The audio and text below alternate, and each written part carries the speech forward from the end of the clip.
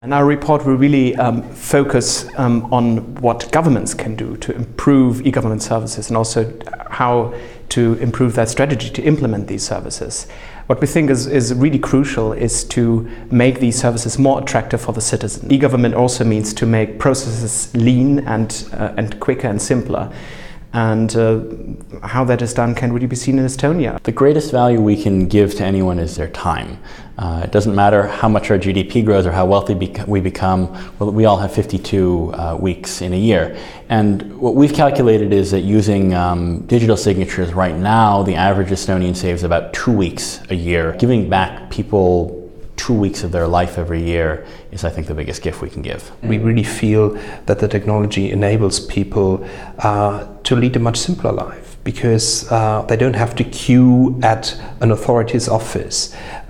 Small, medium-sized companies don't have to fill in forms to deliver all the statistical data that is required by the state. So life will become easier by applying e-government strategies and policies. The basic goal of the study was basically to assess and evaluate the availability of e-government services in different European countries.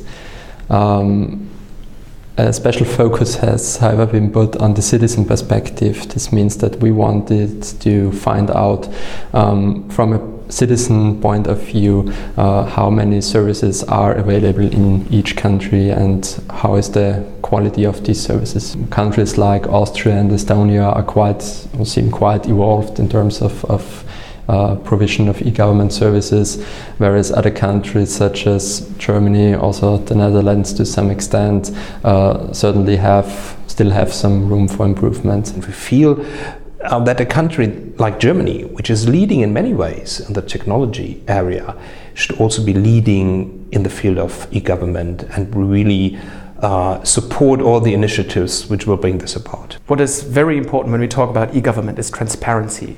People only trust e-government services when they also gain more insight into what actually happens behind the doors of administration. So we need that kind of cultural change and more open government. When we were first putting together various services in the public sector, there was a lot of public concern about what we were doing with this data. And so the portal that we now have that provides many of the services was initially not set up to provide services, but to let people see what data the government has about them. At the very heart of the Vodafone Institute is the question how our technology, how modern communication technology might empower people, might empower the daily life of people.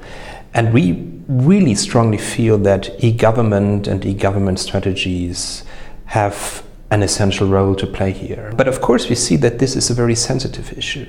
And we have to take this sensitivity, we have to take this serious.